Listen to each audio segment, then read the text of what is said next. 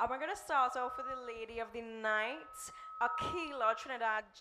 Come on, just give her a round of applause, please. She is the boss model, CEO and founder of the Boss Movement. I'm gonna also introduce her dad, where she gets it from, Mr. Brian James. Give it up for him. He is the founder of Innovative Systems Limited, ISL. If you guys see this beautiful stuff here, that's all Gorgeous. him. Gorgeous. He is also the creator of that lovely magic mirror over there. Gorgeous. And they're just really, really dope people, to be very honest. And then lastly, the last person that we have on our panel tonight is Makesi Akwan. And Makesi is the CEO and founder of Peas Louise. He is a freelance 2D and 3D animator. So we're going to have some interesting discussions tonight. I'm just going to hand it over to my co-host. Yes. Okay. So I'm really happy to have you guys here tonight. Akilah, you've done great. Congrats on everything. Appreciate it, thank you. Yes. I want you guys to tell us a bit more about yourselves because we don't want to underplay or downplay, your work in this industry. So we'll start with Akilah. All right, hi guys, welcome. I feel like I've seen y'all all night tonight. Appreciate y'all being here. So I got my background in computer science. I have a bachelor's in computer science. I have my master's in computer science. I was actually born in front of a computer in 1990. I actually have the pictures to prove it, like I'm not lying, like honestly.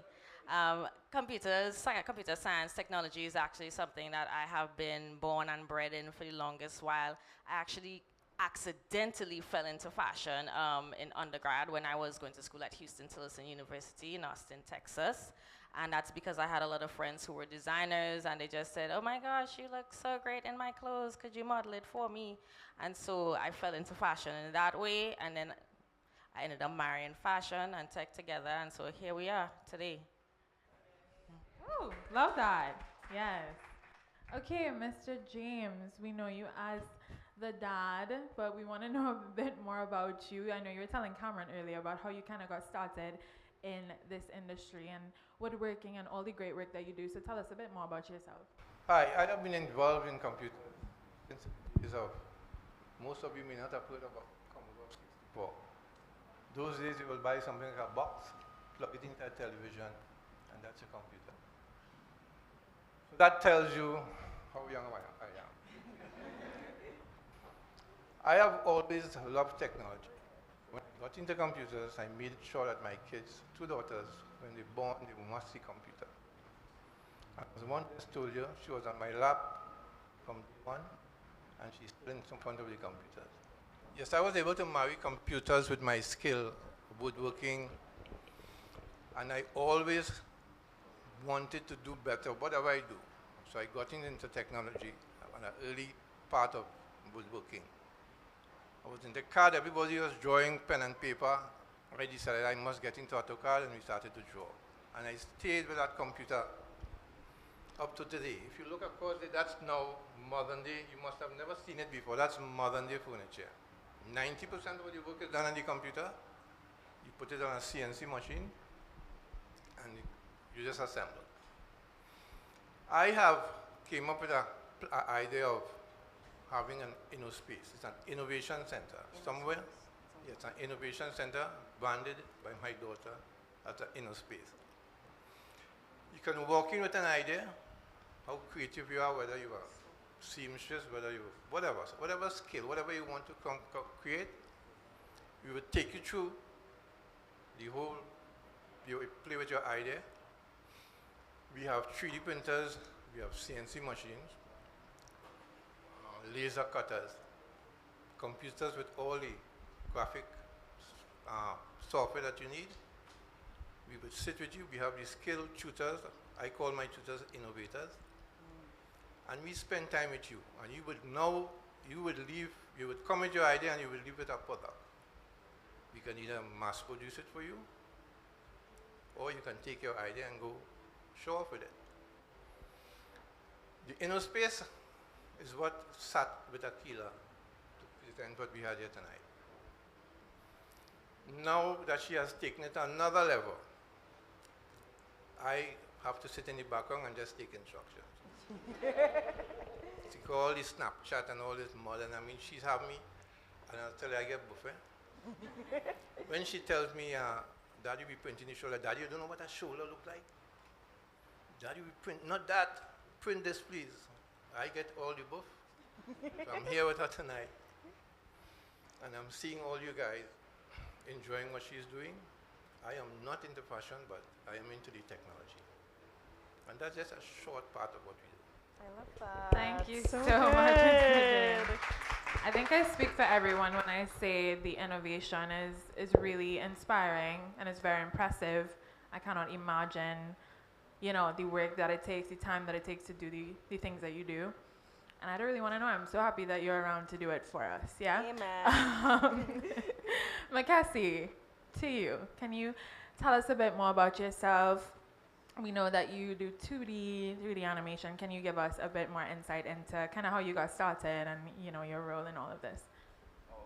I met Akilah at the back of a car ride home, and she was talking about like her ideas and some of her concepts, and it like struck with me. We were doing the exact same thing. I work in more animation, marketing, motion graphics. My background is 2D animation, so I started more like in film and made my way to more agency-friendly type work. So compositing, technical stuff. But my 3D background kind of gives me a good platform to assist Akilah and help with the innovation side when it comes to the Snapchat AR and like animating the dresses for displays and whatnot. So when we linked up, excuse me, when we linked up, it was like pretty obvious that like I was a good fit for what she was doing. Yes. Yeah. Thank you so much, Mackenzie. Give it up for our amazing panelists. Back to you, Cam. Okay, great. So, guys, my friends call me the granny of the group because I don't really like social media. I'm not like super techie. So coming into the space tonight, I was like, oh, it's like a brand new world. So it's really interesting because I'm not super into AR, VR. We learned a lot just from our onboarding call with Akilah. She taught us like everything. So I wanted to find out from you, Akilah, tell us a bit about the purpose of this. Why do a show like this? Firstly, let's just say that it's cool, right? Like everybody came here and was like, oh my God, Very look at cool. that. Yeah, exactly. And that exactly is the reason why test this mic. Hello? Yes, we're back. So that's exactly the reason why you want people to be excited about things that you're interested in, especially when it is you become a designer or anyone who has a brand of their own. You want people to have that level of interest. And so when you perform it in a different way that people haven't seen it before, you already have engagement just with that. And then on top of that, you can take that engagement not just within your space right here, because if we talk about it, Snapchat, Instagram, everybody has, I'm pretty sure everybody in this room has interacted with social media on a specific level. And even if you don't really understand what's going on, you still at least touched it once. And then when someone brings it up in conversation, you could say, oh yeah, I played around with that. I've seen it before. And that's what you want. You want more people to have different understanding and be able to say, I'm familiar with something like that. And so when it is that they do say they're familiar with technology that your brand is in, then it is that they can say, oh yeah, I saw so-and-so brand in that, or I saw when it said boss movement in this place. So people will remember you based off the fact that one, it's new, and two, it's so cool to interact with and you can get onto different levels. So that's why I believe like something like this is very important, especially when it comes to marketing yourself as someone who has a brand or a business or anything like that. Thank you. Yeah, I think that is very valid. I want to kind of get a bit deeper into the importance of this sort of technology, though, because I know you touched on it just now, Akilah, but a question for the entire panel. Why do you feel like, especially in the landscape of Trinidad and Tobago, why do you believe that this type of technology is important, and how do you feel like it positively contributes to the fashion industry specifically? All right, I will take that again. So let's talk about like Trinidad fashion on a whole, because the thing is because I'm based in Austin, Texas, and I see a lot of things in Austin where it is people be like, oh, this is so cool, this is so nice. And I'm like, I have seen this already in Trinidad. Like, if you all only know the creativity that it have home in Trinidad, all you will drool.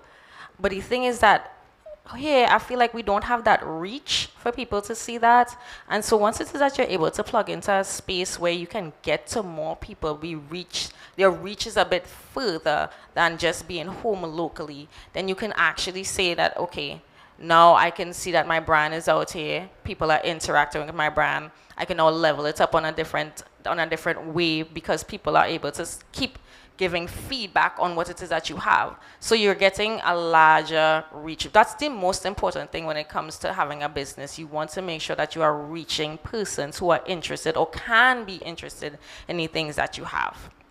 Right? Okay, Yeah. great. Yeah, my experience with fashion. I mean, if you watch me and you hear I'm speaking about fashion, you want to laugh. I know about seamstress, I know about tailors, but I'm also involved with Akilah in the tech world. And there's this piece of software that she uses to design clothes. Strictly digital, strictly on the computer. And it is such amazing, and I think every seamstress needs to do that. It would take your business to a different level. I mean, it's a screen. The seamstress will measure you. You take the measurement, it creates a figure, an actual 3D image of you and your shape. And you design the clothes, it puts the clothes on you, and you can ask the software to lift the arm, and if below is a little tough, you make the adjustment right then and there. At the same time, the software is cutting the pattern. I mean, I think every seamstress should be getting involved with that. Again, I'm senior to this thing, and I know about tailors, so I could only picture what a mother and a young person getting involved behind the computers designing. It would be amazing.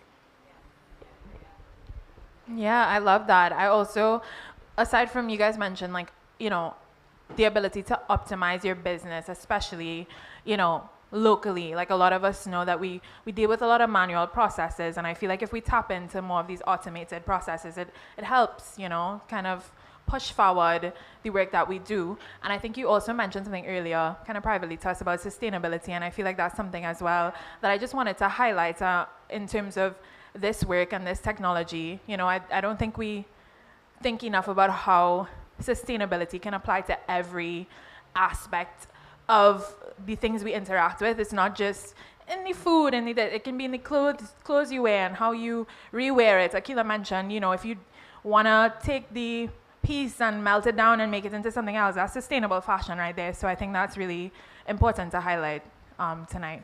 Yeah. Yeah, outside of the wow factor that this type of tech brings to the end user, for people like yourselves who have been using this technology, how practical is it financially? So I'm going to speak from a carnival point of view, mostly because I have been speaking with people within that space. So when it comes to the production of carnival costumes, there is a team that is going to create like the wire bending, they're going to cut the feathers, they're going to get all the little pieces ready first, and that's going to take a couple of weeks. And then they have to, of course, pay that production team. And then you're going to now take the pieces that have been cut and get ready, start compiling it and putting it together. That's another production team, or it could be the same production team, but again, that's another cost and a certain amount of time. Now imagine if you don't have to have a team that cuts the feathers and bends the wires and do those things. You have, let's say, 3D printing everything exactly the way you would like it to look. That cuts down time and that cuts down cost, mostly because we're using one type of material that can look different. We could actually print feathers. It wouldn't be as light and feathery looking, but it would actually be able to be something that a designer can say, okay, I can see how this can be worked differently. Let me try working this differently. So let's say if you take that, and now instead of having to, again, cut the feathers into a specific shape, it's already printing in the shape that you need it. So the time has already cut down, and the cost is cut down in that fact. All you have to worry about as a designer now when it comes to Carnival is that your pieces are printed exactly the way you want it. All you have to do is compile it together. You have a production team that will now compile it, and we can also make a tech pack, which is technically instructions on how to put it together. So what may have been, let's say, a 2-month production process or a 3-month production process could literally get cut down to like 1.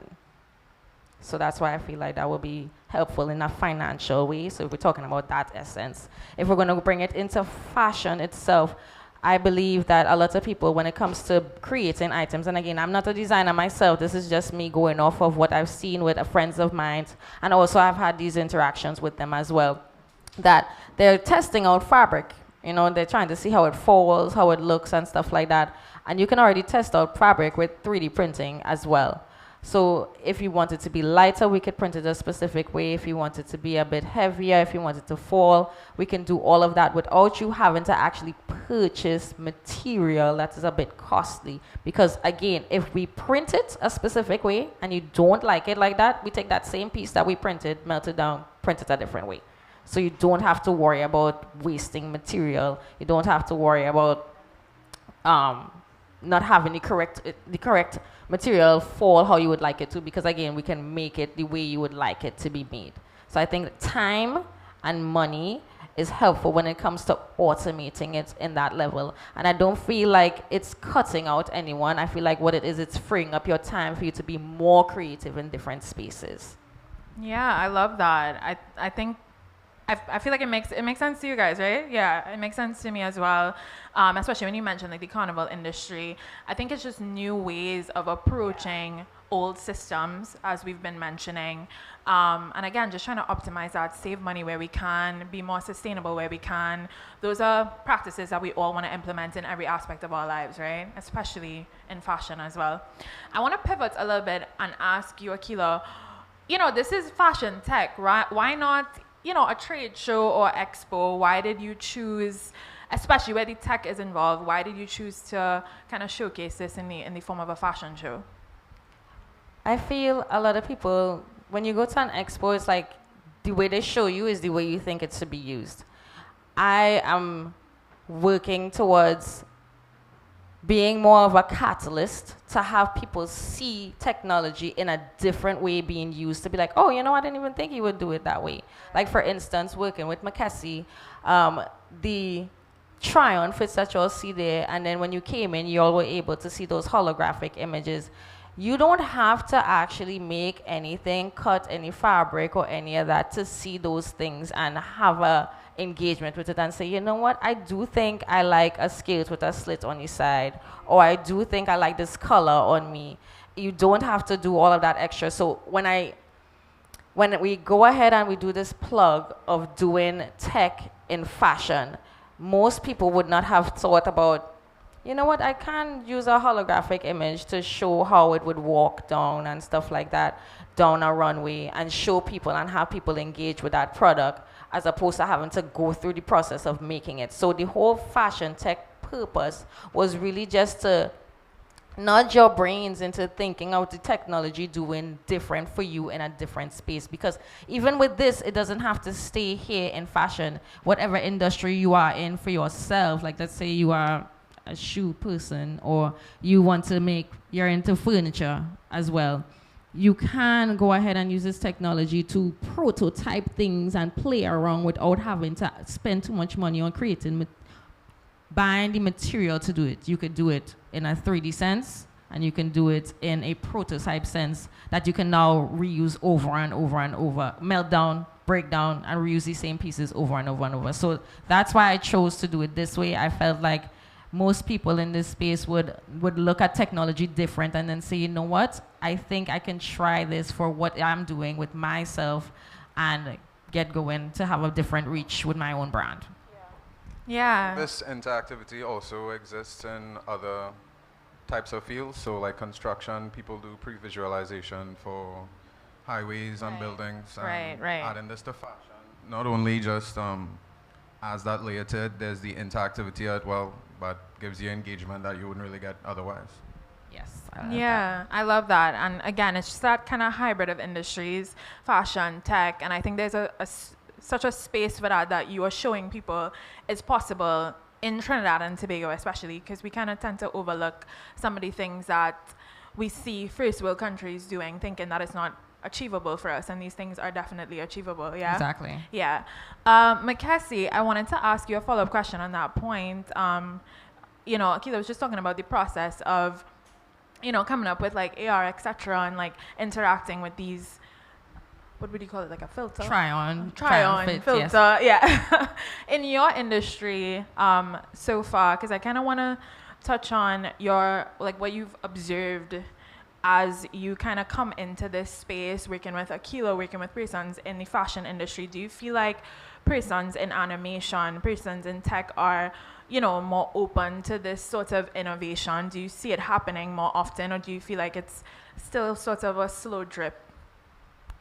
Well, the crossover happened pretty early in UTT. I was in the animation course, and that was concurrent with the fashion course. They were like one floor above us. So a lot of my friends from those years are like active in the industry right now, and they were artists as well. So they would do textiles and Illustrator. So it's always been crossover, but the animation and the flourishes that I could bring to it specifically, it adds a new level and a new layer to me. So the process of adding aerodynamics, getting the dress to flow, changing the materials and whatnot, it's pretty cool, in my opinion. And I think people appreciate. I don't know. Y'all interacted with the filters, yeah? How y'all feel about it?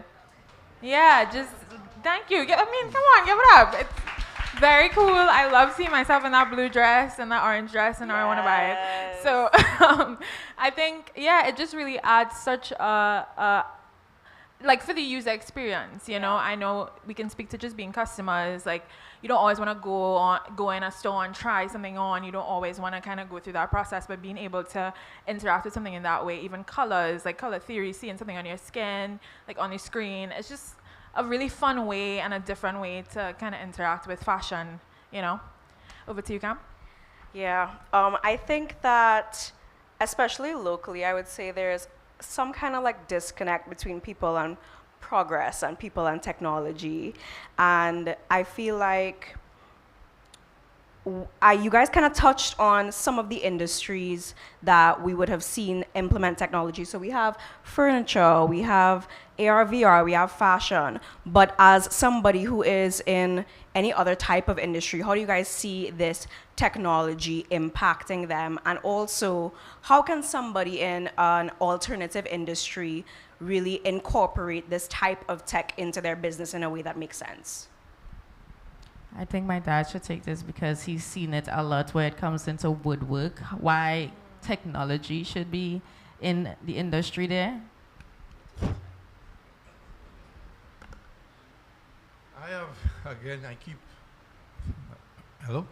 I keep referring to my experience. So I've seen a lot of people move from one level to the next, just by a slight introduction to technology. And when I say a slight introduction, I had people who were fascinated by email. And that was the biggest tech thing for them. That's crazy. I get the email, so it means I don't have to fax nobody, and I don't like this set of paper. So what the technology does for people, and when I say my experience, I've seen it all. I have met people who keep asking me, so Brian, what are you doing now? You're always doing something different. So I met recently a guy who taught me woodwork, my woodwork teacher. So I brought him to the inner space. And he asked me some odd questions. He never understood anything I said. He didn't identify with nothing I said.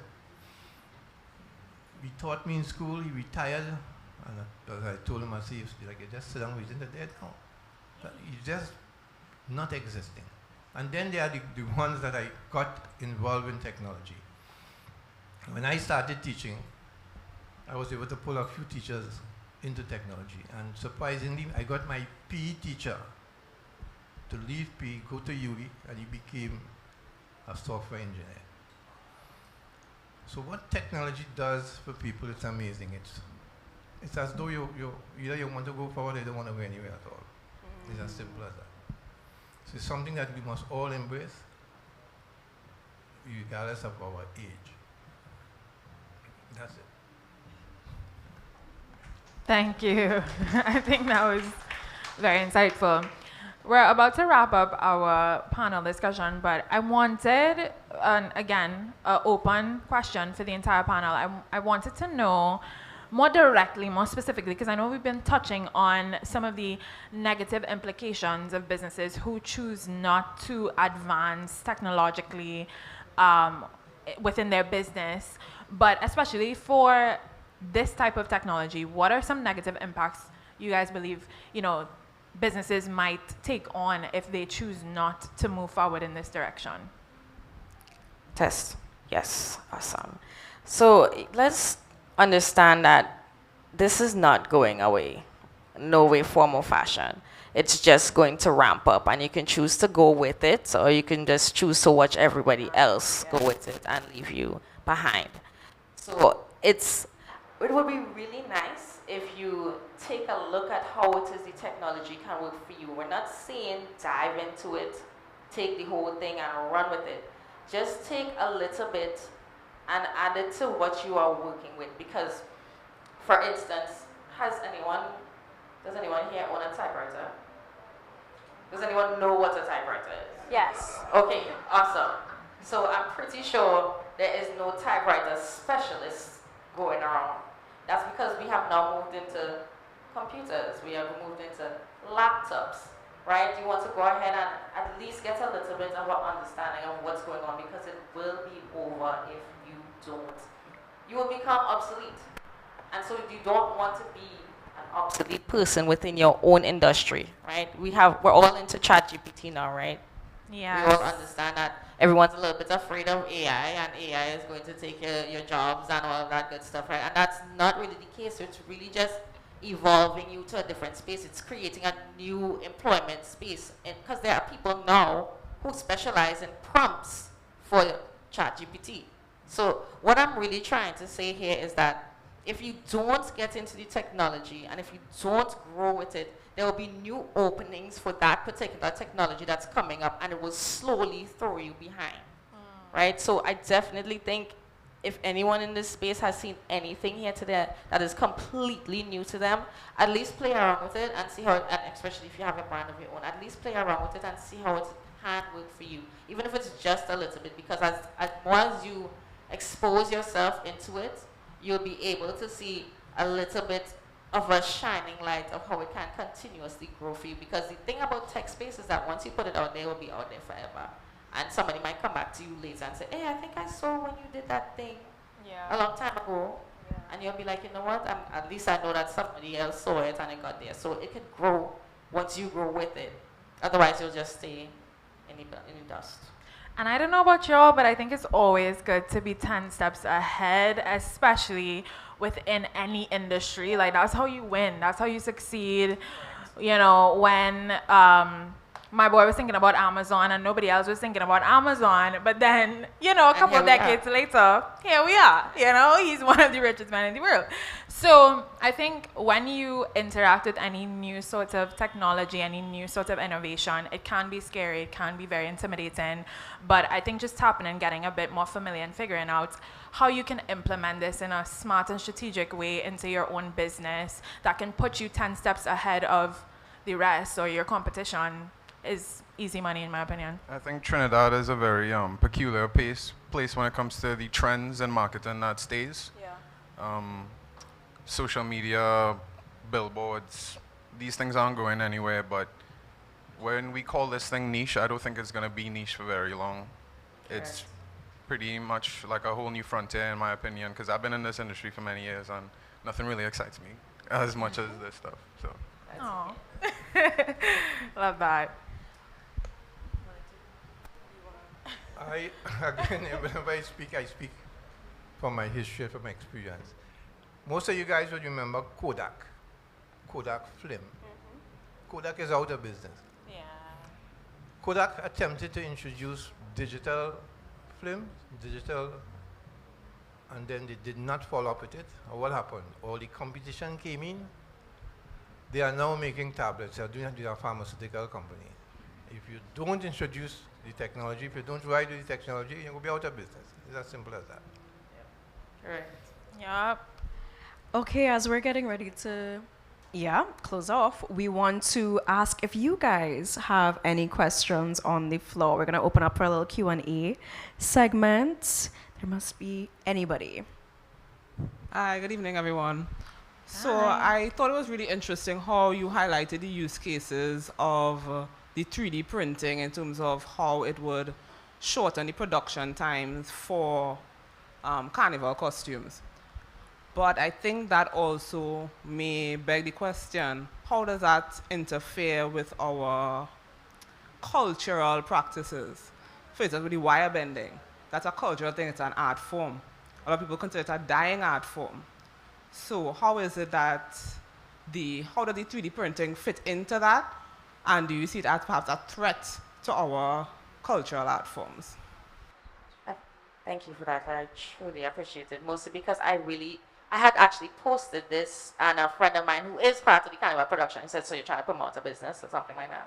I was like, "No, I'm actually trying to free up your time so you can take your creative mind and do something else." Because if you're into wire bending, right, and I'm pretty sure this is your passion, you're bending it and finding different ways of doing it. There's only so much you could get to in that level. So I would even suggest, because again, I'm not trying to close off anybody's cultural practices or anything like that. I would suggest, why not put the wires inside of the 3D print, right? We have a flexible, if you take the time to understand what 3D printing can offer, because this is something that we even notice ourselves, because if y'all did get to see the carnival backpack that's in the back, right, over here, right? We can make it to the point where it's like it prints in a specific way where you can now insert the wire into it. So I know that you guys, not you guys, but persons who are into carnival production, that you still wrap the wire with something, because the wire could only be in one specific color, right? And then on top of that, you still understand that the wire is uncomfortable, so you need to put something on it. You can 3D print around a wire. You could now, instead of having to hand wrap that whole thing, the 3D print could be soft, just like my clothing here. It stops at a point, waits for you to put the wire in it, and then it will continue to print over it. So now I've just leveled up, not I, but the technology has just leveled up what you are doing. So now you can, the amount of time it would have taken you to wrap that wire, you don't have to do that. It's all automated. It waits for you to say, "Hey, ready to insert the wire now?" You've inserted the wire. We now will print over the wire, and you can still bend the 3D printing in the way that you still want to bend the wire. So we've just leveled it up. We're not taking it away. We would like actual persons who are in that type of practice to come try it out, because I personally, I don't know anything about that. I would like you to bring your own expertise into this technology and then level it up another way. Don't consider it that somebody is cutting you out. We are literally stretching our hand to help you out. I think of it like a new way to create as opposed to replacing what's already there. It could coexist and like add a new dimension. So a whole band and designs that are catered towards the specific nature of 3D printing, or the lightness or the materials that you play with, you could get completely new textures and ideas, something Exactly. that hasn't really been done before yet. Yes. At our innovation center, I'm sitting and I'm listening to you guys. We would love to sit with a wire bender. And I think at the end of the day, we would produce a 3D wire bender. I don't know anything about wire bending, but I could think about how he shapes his wire and how he makes a template so that every piece would come out the same. And I would love to put him on software, that he can put the shape on the software, the same wire bending shape that he wants. Test it out and 3D print, just as Akilah said. 3D print around that same piece of wire. So you now have a wire bender that has stepped up to become a 3D wire bender. And to add to that, we're not trying to make you learn this. We already know the technology. We would love to work with you to add to it. You know, so it's not like, "Oh, so now I have to go and sit down and learn this thing, and I want to." No, you don't even have to do that. How about you just sit with us? You tell us your ideas, we share our ideas with you, and we work through that and get to something new. I would be excited to do that. Thank you for that question. I think it's less of a question and just to highlight something, because this in particular, when in the carnival as a masquerader, right? You touched on points of the financial aspect for the producers? The consumers, right? So now we could lessen up on, you know, the consumers bearing the brunt of the cost, right? So a lot of times you see foreigners, they want to leave with their backpacks, right? They specifically pay for, you know, it as a luggage to leave with them. It's very important to them. And I love the fact that you highlighted that it could be melted down again, or it could be, it seems pretty flexible when I look at it, or you can choose a material where it can come apart. You can put it in your luggage instead of paying for extra luggage, right? So I like that part because I don't know if there's anybody in the room that could contribute to that, but the cost of Carnival is getting up there. And I continue to believe that we have the best Carnival, but I don't want it to reach to a point where we price ourselves out of the market. So I just wanted to highlight that it's not only the cost savings for the producers, but really the consumers. Because now, if I decide to invest in a backpack this year, I could come to your space and say, hey, this is my costume. I don't want to buy a backpack again, right? It's not cutting out the producer's money. You know what I'm saying? So now I could come to you, I'm like, hey, I have this design. Can you melt this down and produce something else to me? And the sustainability part, because we really, really need to pay attention to that in our industry. People don't, like, I would like to say, like, we don't think about it. I've worked in spaces internationally as well, and sustainability is something that is it's almost mandatory and when you're working with different brands. And I just think to elevate our Carnival, we really need to pay attention to that. So that's just my contribution. Thank you, Shani. Thank you. That was great. That was great. Anybody else? I saw some hands over here as well. No, I love fashion, but I have a particular interest in the homeware element of it, which I think is so, because even the water coolers are CNC cut. CNC cut. Yes. I would say 3D printed, but it's not CNC printed. That's not the right information. But I think what I want to do is more commend, and also I think it also lends to the idea of mixing or different. We could say the same way we could say the attack is on the humans, the machines are after our jobs. Something like this being produced using technology is the same as fashion, in my opinion. You get to create whatever your ideas are in whatever field you are, I think. And I think that that's the most beautiful part, because you get to play around with ideas that you probably wouldn't with what we can just do with our hands. Your brain kind of may work faster than your hands can. And I think my appreciation is in this type of innovation, you know? Yeah. Yeah, Appreciate definitely. that. Beautiful. And what I also want to say with that as well, because my biggest idea with this is that this is customized to the point where I visualize people who have Carnival band launches can have very customized pieces for their look. On top of the fact that we all have those photo booths where it is that you have a little background, and if it's a spirit or a tribe or whatever it is, you can now really make that booth look exactly from down to the chair, the shelf, everything could look specific to how you want it to match your brand. So I love the home goods, or it's home goods, but you could use the furniture again in any space when it is that you're building your brand to look exactly like you, exactly like your brand.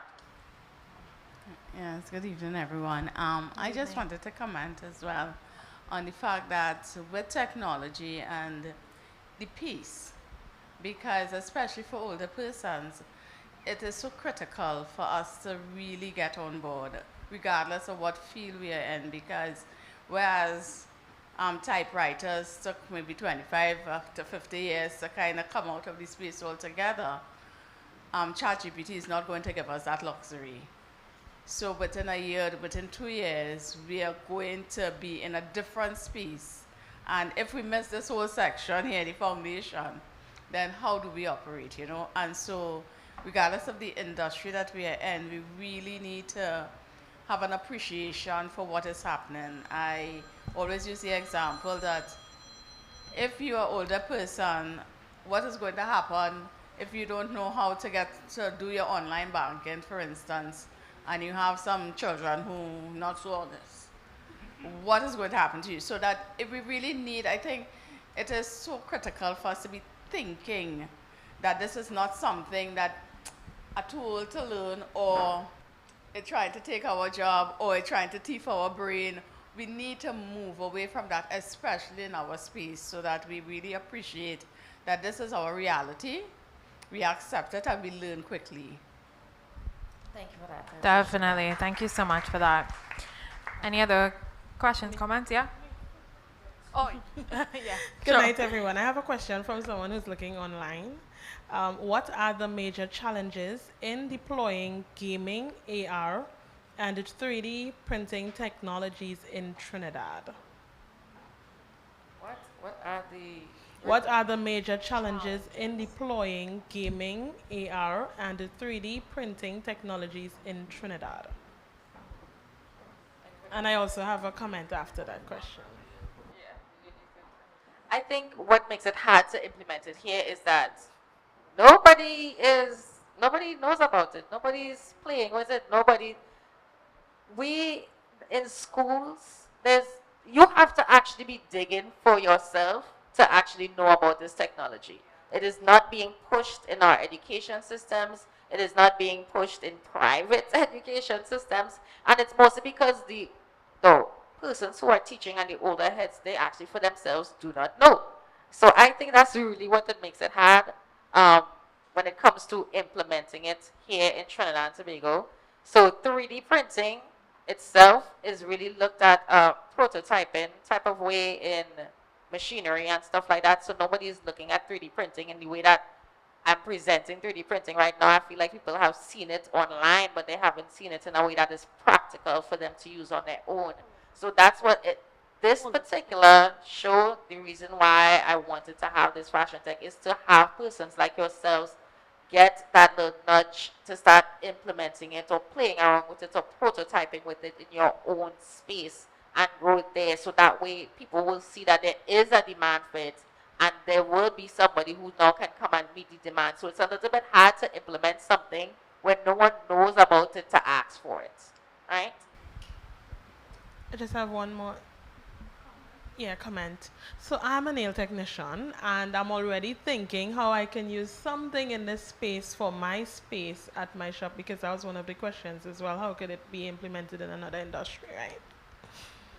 So I'm thinking something like that, a little smaller, that could fit on a phone. I have the experience of clients not being able to know what exactly they want because they see it in a picture, but they don't know how it will look on their hand.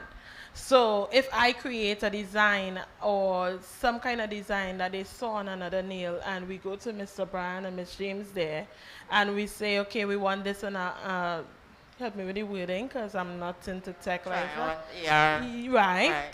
Right. And we because this takes, no, I'm serious, people take long to decide what they want. So if we put it where we put the phone and, okay, that's what it look like, I would be done in faster than 2 hours. Because sometimes clients take half an hour to decide what they want, this woman we're dealing with, right? So that, as well as even the VR? VR, it's like, I could see all these things helping me in my business and in my industry. It's like, and we all know Trinidadians like fancy thing, right? So it's, imagine you come by the nail tech and I give you this thing while you wait on your turn. I tell you, come in 10 minutes before to make up your mind. And while you're there, okay, scan this, get in there, and they're like, ooh, this is fancy. They already feel like they're paying for some fancy things. I could add on a little piece too, right? Like a little extra 20, a little extra 30, just for the experience, because we're also selling an experience as well that people cannot identify with anywhere else. So as they say, if you're first to do it, it's like somebody else might just follow you and you will be known as the first person, and that's me there. Thanks. Thank you. Love that. We had another question over here. Yeah.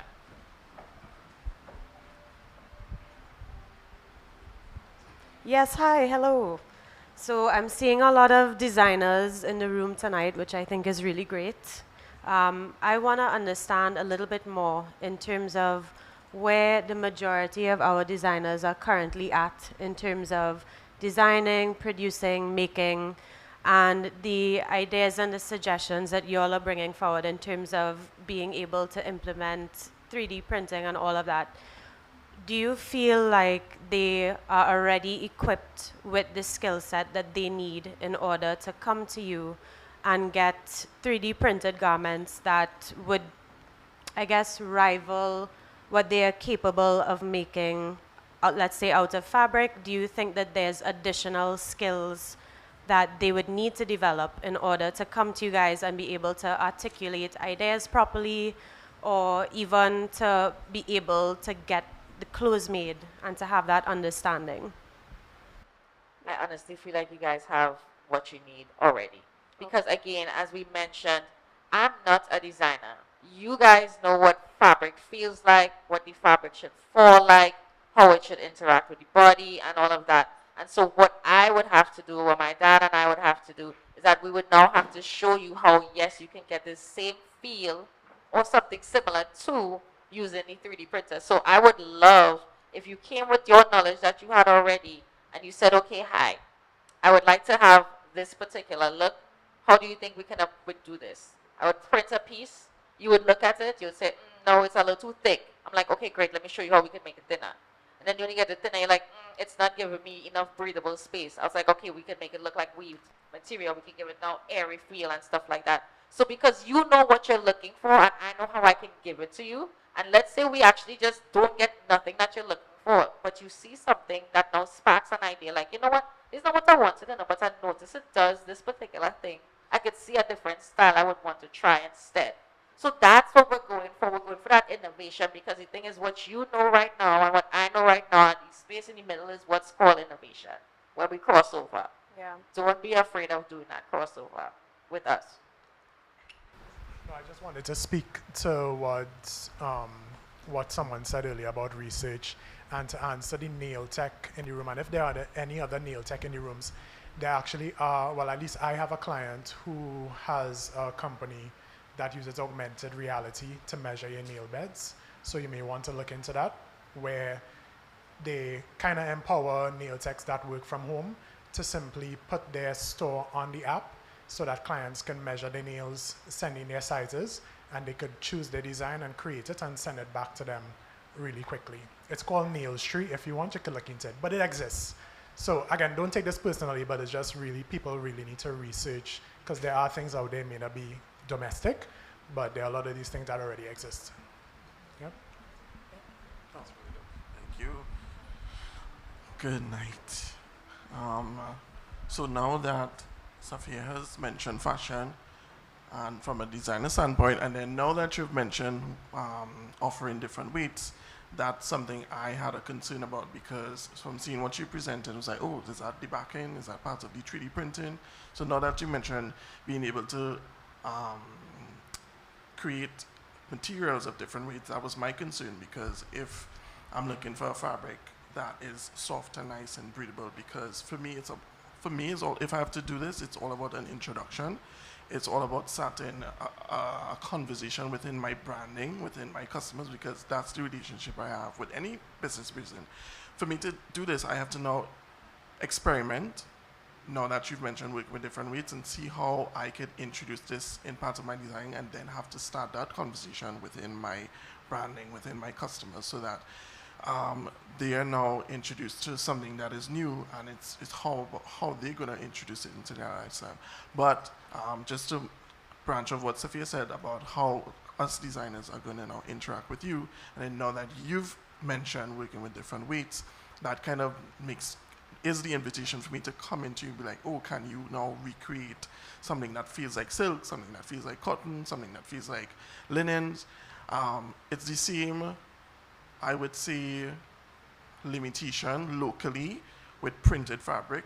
You could only get a printed fabric in this weight, but seeing that I could get a 3D material of different weights, that's something, you know, I could now come to you and introduce. So yeah, it's just from my point, I would have to now introduce that in the conversation, in my branding, to say, well, hey, this is something new.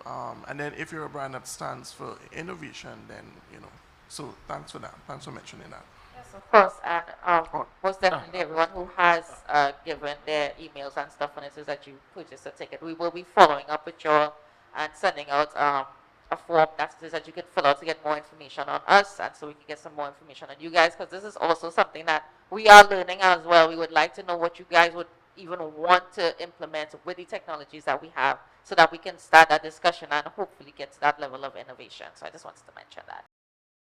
What are some other ways, or what are some ways that we as designers or creative people, what are some ways that we can actually make people more comfortable with this whole system of AR, VR, and all these things? Because I think it will be like a process, like of getting people more comfortable and knowledgeable on it. Yes, I definitely think that it's. So I guess I would come back to what we were talking about, where let's be friends, hand holding, and let's skip through the valleys together.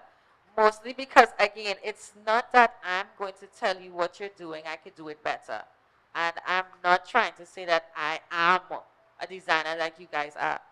We would love to be able to get with you on any type of items or any type of designs or any type of creativity that you're looking for. So I guess to answer your question, it's more or less that we are a open space. It's an inner space that we're doing. We would like you to come to the inner space and talk to us about what it is that you'd like to do, or we can show you what is capable of what we already know, and then you can go from there. It still takes a little level of you wanting to get into and learn the technology. But if you don't want to go dive in deep and take the time to learn something that you didn't even want to, you can really still work with one of the innovators at an innovation center, in a space we call it, and let's do this together. Because again, it's really just, you have to have an interest of seeing where your own designs and your looks and your creativity can go, but also understanding that it is something that we don't understand ourselves. So we're both failing together, and we're failing forward. So don't feel as if we're picking on you, and we're hoping that you're not picking on us, because really and truly it's a hand holding situation that has to happen. There is no way where I can tell you, sit down, read this book, learn it. I feel like from the time you put your hands in it yourself, that's when you get more excited about it, and when you start getting that instant gratification, because that's the thing about this technology, is that it doesn't take that long for you to produce a product. Once you get that instant gratification, we can continue to grow together, and then eventually you will even start doing the technology on your own. So I think that's what helps ease you into it, is the fact that you don't have to do it by yourself. You're working with somebody who already knows how to do the technology.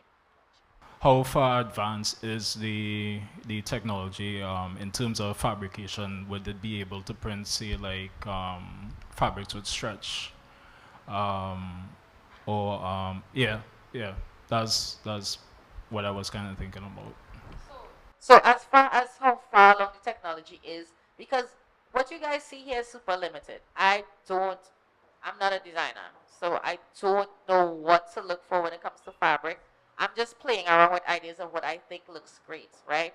So when it comes to the 3D printing space specifically, there's different levels of filament. There's a filament, when you print it, it becomes like puffy, like really, like literally like a puff ball itself. There is some that is very stretched, like, I don't know if you all saw, there's like a half printed shoe there, you can like really stretch it, but some, whatever. The point is, there's different material outside of what I've shown you all here today. And to find out what the material is that you'd still have to come and tell me, like, I'm looking for this particular look, this particular feel, and I can show you the different types of filaments that actually accomplish that. Even if it doesn't meet the goal of what you are looking for, there is the idea of, okay, well, I know this particular filament does stretch, this particular filament does fill. What if we merge it together and see what happens? Like, that's what I would like to start seeing. I would like to start seeing people willing to take those initiatives of trying it out, because I only know a specific thing. I'm only a tech girl who knows to see things and do it and how to the tech way. You guys are designers, you guys are brand owners, you know what the fabric feels like, what it should look like. Let's play around together. Like, let's go back to our Play-Doh days, you know what I'm saying? Like, I really liked that type of, when we were all willing to do that. And let's move forward and find something new, because that's the only way we can get there. I can only tell you with what I play with, and I can show you more if it is that you could tell me what it is that you're looking for, right? Okay, great. That was our last question. Besides mine, this is going to wrap this up really nicely. We've spoken over the course of tonight about how you guys have certain desires to collaborate, etc. I want to get like a nice little wrap up, concise list. Tell people, one, what services you guys provide, how people can engage with you, and how do we book time at the inner space? Is it something that's now starting to develop? How do we get to you guys to start making progress in our spaces? And do you guys have any intentions of doing any type of like educational stuff? Anything that you guys want to also note in the future that you all might have planned? Also, yeah. So that's my question. Awesome, great. I'm glad that was a fantastic question.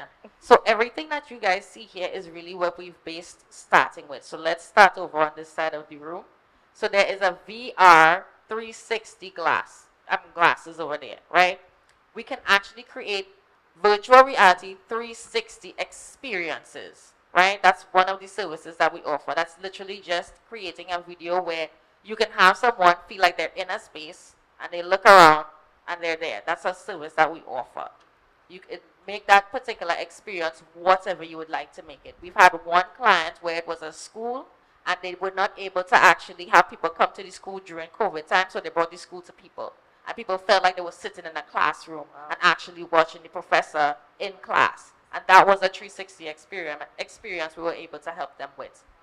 Next service that we offer is the 3D printing. We've talked everything about 3D printing tonight. I don't think you all need me to touch on it anymore, but that's another service that we offer. Gaming. This is a game that we're actually working on currently right now. It's a boss movement game. It's about fashion itself. Has anyone played Sims before? Right? I'm a Simmy, you know, the Second Life. Anybody play that game? Nobody's nerds in here? Okay, all right, thank you. So that it's similar to those types of games. And so I would like you as a fashion designer to put your fashion in that game.